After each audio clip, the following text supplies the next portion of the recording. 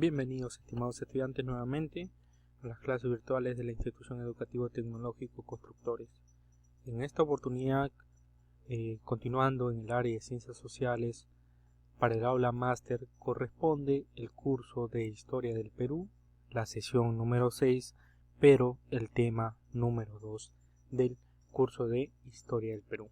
Continuando. El tema de hoy corresponde a las rebeliones indígenas, parte 1. Las rebeliones indígenas son las más importantes rebeliones que se dieron dentro del periodo de virreinato del Perú. Estas rebeliones, como su mismo nombre menciona, indígenas, son hechos pues que se dan por indígenas, ¿no?, que se encontraban bajo la opresión del sistema colonial y feudal del virreinato español, ¿no? ¿Qué podemos decir de estas rebeliones? Esto tiene sus antecedentes en las reformas borbónicas, que generó una situación de desacato que abarcaba a distintos sectores sociales con diferentes perspectivas, sean criollos, indígenas, mulatos, ¿no?, entre otros. La coyuntura rebelde se inicia principalmente en la octava década del siglo XVIII. El siglo XVIII corresponde a los años 1700, ¿ya? Tres rebeliones muy importantes, iniciando en 1742 con la de Santos Atahualpa y 1780 con Túpac Amaru II. Posteriormente se da la rebelión de Túpac Katari. Las causas de estas rebeliones son las siguientes, cuatro muy importantes: las precarias condiciones de vida de la población expresadas en la mayor presión fiscal, es decir, se les cobraba a la población altos impuestos, ¿ya? También la explotación laboral en las minas y obrajes y también los injustos repartos mercantiles. La explotación laboral en minas y obrajes, ¿a quiénes explotaban? Pues a los indígenas, ¿no?, quienes estaban bajo el yugo de los españoles. La administración centralizada del régimen colonial, que trajo descontento de parte de los criollos de provincia, caciques, mestizos, indígenas y demás estamentos sociales, también fue una de las causas importantes de la rebelión. La reforma borbónica les había quitado ciertos atributos a estos colonos, ¿no?, a estos criollos, mestizos, caciques, ¿no?, de las demás provincias, ¿no? Había centralizado la administración todo en la ciudad de Lima, ¿no? Por ello se puede decir que la rebelión tanto de Túpac Amaru II como más que todo Túpac Amaru II fue una rebelión multirracial, ¿ya? El desarrollo de la Ilustración también sería un impulso a estos movimientos, ya que establecía la defensa de la legalidad del orden económico, que manifestaba la reestructuración de la administración pública, que no solamente se encuentre el reino español gobernando toda la administración pública, sino que también intervengan otros estamentos sociales, pues no sean los criollos, los mestizos, los indígenas, entre otros. Esta pequeña línea de tiempo que tenemos acá marca cuatro hechos muy importantes. La de 1742, que es la rebelión de Juan Santos Atahualpa en el Gran Pajonal, y en 1746 se da el terremoto aproximado de 9 grados de magnitud que destruye la ciudad de Lima y Callao. En 1780, Túpac Amaru II inicia la gran rebelión en Tinta, Cusco, pero en 1796 la Intendencia de Puno se incorpora al Virreinato del Perú. ¿Se acuerdan ustedes en el tema de la reforma borbónica que la Intendencia de Puno retorna al Virreinato del Perú? ¿Por qué? Por la influencia que tuvo la rebelión de Túpac Amaru en toda esta parte del sector sur. Vamos a ver posteriormente que no solamente llega a esas pequeñas partes, sino incluso a América Central y otros países de América, ¿ya? La influencia de la rebelión de Túpac Amaru II. En este caso vamos a iniciar con la rebelión de Juan Santos Atahualpa, que se da de 1742 a 1756. Duró un poco más de una década, es decir, más de 10 años, ¿no? ¿Qué cosa logró el señor Juan Santos Atahualpa? Pues logró algo importante. Logró organizar a los aborígenes del Perené y Cerro La Sal que se encontraban en el Gran Pajonal. ¿Quiénes se encontraban ahí? Los Achanincas, los Chipivos, los Conigos, los Piros, las Muellas, Amachencas y demás pueblos de la selva central, siendo su gran mérito, ¿qué cosa? Conseguir la cohesión de la mayoría de estas tribus y lograr formar un solo frente contra las misiones franciscanas.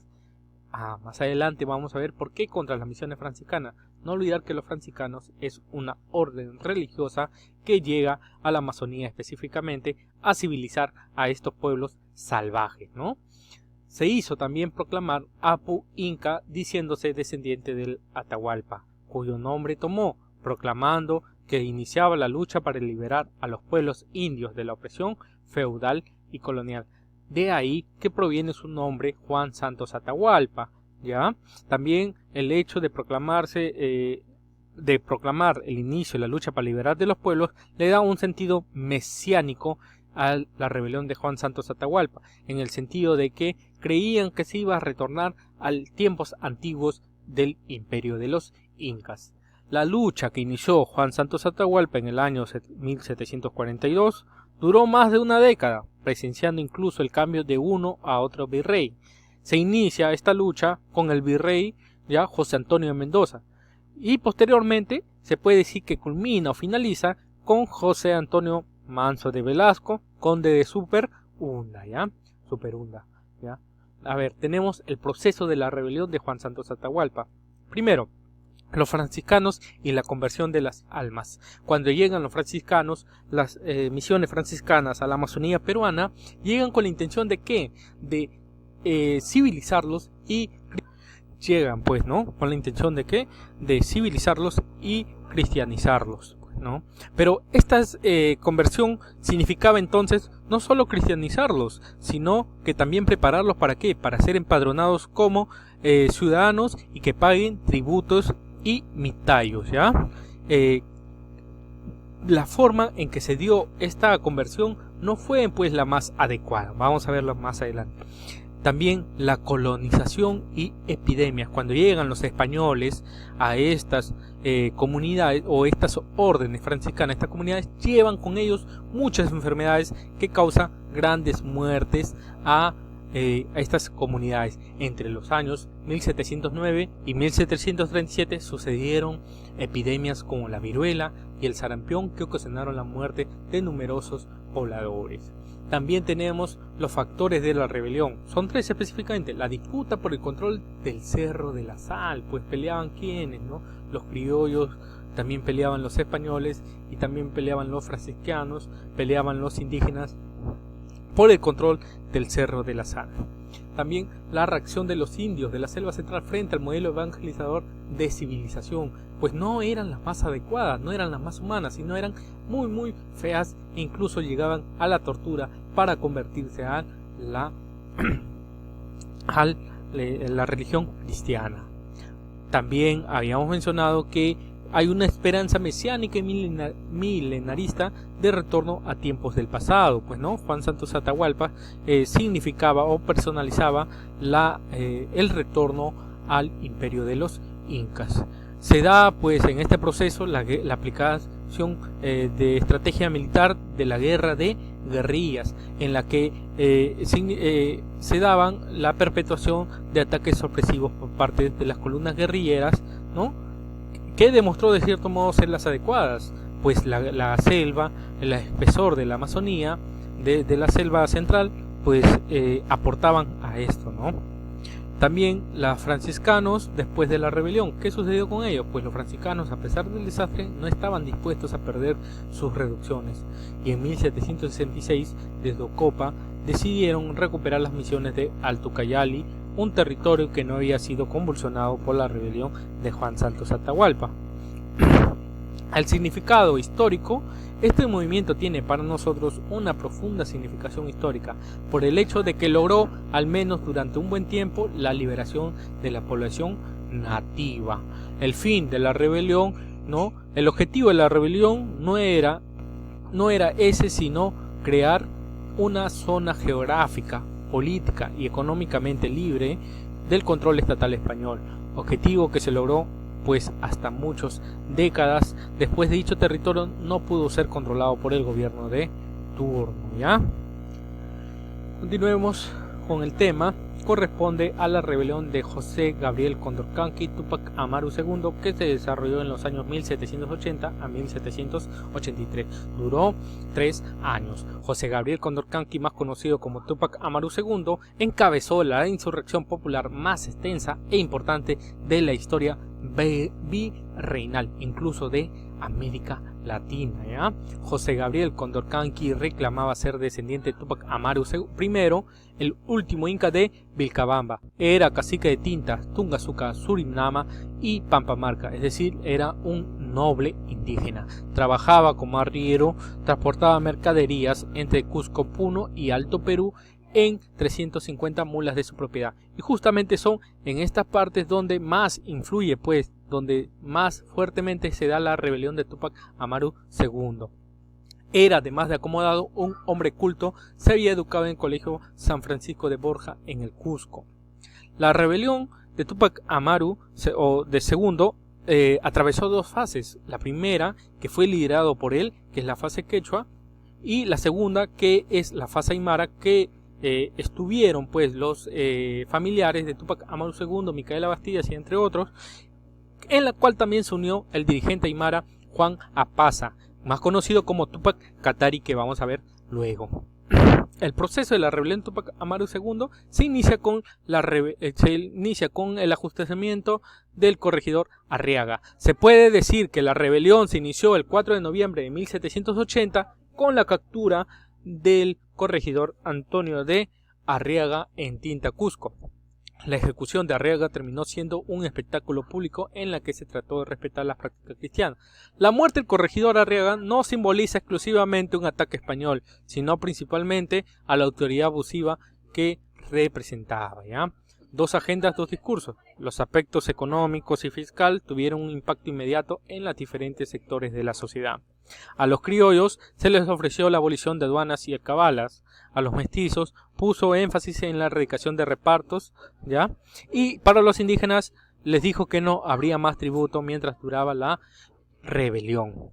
La batalla de Sangarará es la batalla más importante porque significa el gran triunfo de Túpac Amaru II. Frente a la subsiguiente frialdad de los españoles, el movimiento de Túpac Amaru II se radicalizó.